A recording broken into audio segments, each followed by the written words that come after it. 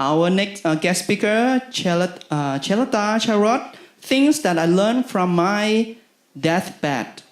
Please help me welcome her.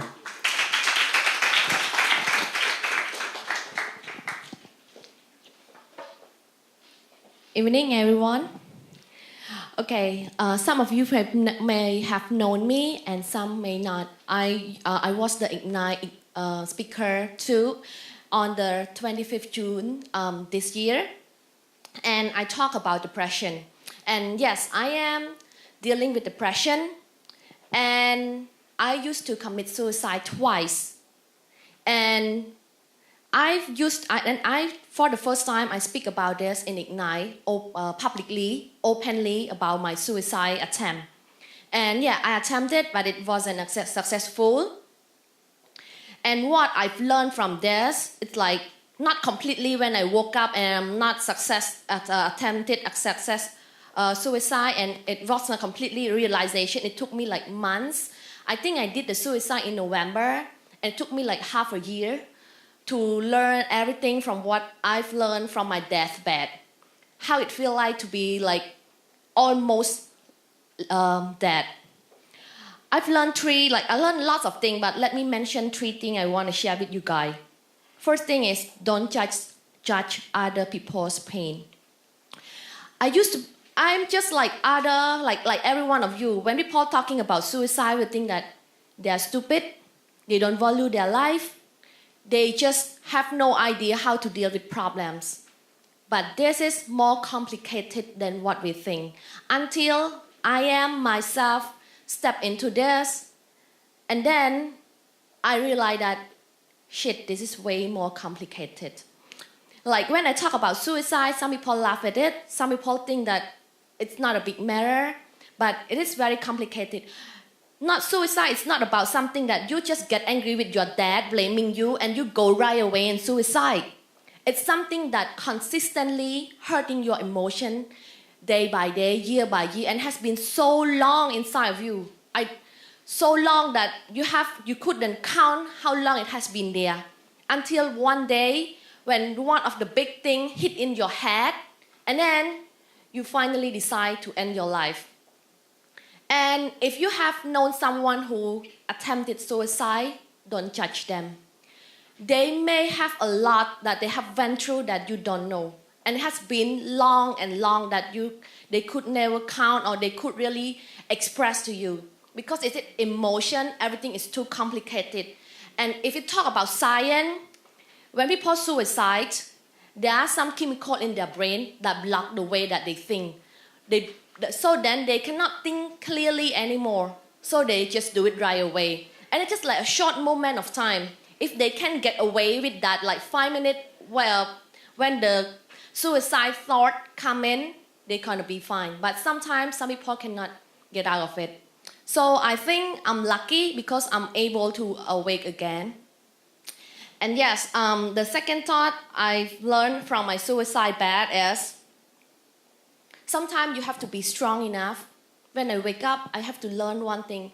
You have to be strong enough to cut the line from the pain. You know, like in life, we have family issue, business issue, relationship issue. Let me take one example.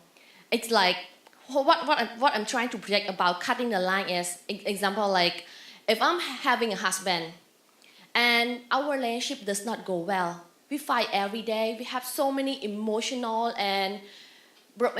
broken and like financial or whatever, all the things that happen in life. But I should be divorcing with him because if we divorce, things may get better. But I'm just too scared to take that step. I'm too scared to take that cut. And I'm keep staying with the same old place that I'm staying. So long, like after a long time, I'm getting so depressed. And when I'm getting so depressed, one day I will lead to the suicidal thought. But my point is, I'm having no husband yet. I'm just an example. Okay, because this is something easy that everybody gonna understand. So yeah. So the thing is, sometimes in life there's an issue that lots of us know that if we do this, we can get minimize of the problem. Maybe not avoid the problem, but we can minimize the problem.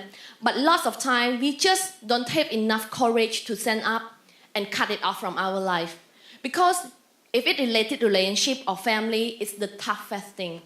Because it's emotional that built inside of us that make us fight so hard to really do it.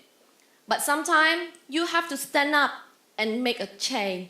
You have to do something. You have to cut it off if you know that it's gonna hurt you. Stop letting that issue, that pain hurting you anymore.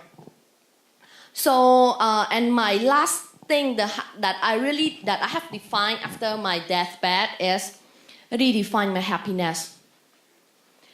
I used to think that when you have a business, when you go on media, when you get famous, this is my happiness. I have my own business at the age of 23. I have my own staff. I get on media, both national and international, at a very young age. And lots of people tell me I am successful. I am shining. And I thought I am until I got really depressed. And I want to take my life. And I start to redefine that this is not my happiness. This is not I want in life. Because every day, you've been the society around you telling you that you have to be success, you have to make money, you have to have this and that to make your life happy. But you know what? Everybody have different meaning in life. So don't listen to what other people dream. Follow your dream because you may not want those money. You just need something that is very simple and every of us is different. So for me, I redefine my happiness is live for other people. Live and make a change of other people's life. Like what I'm doing, like going out and talk about my own thing. Because when I did, there are some people text me that I was about to commit suicide and then when I saw your video, I stopped it. So I just saved someone's life. So this is my new goal in life is save people's life. And you know what? If you have known Jim Carrey, he has one quote. I think everybody should get rich and famous and do everything they ever dream of so they can see that it's not the answer.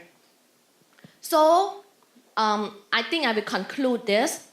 This is something that very personal and I want to share with every one of you.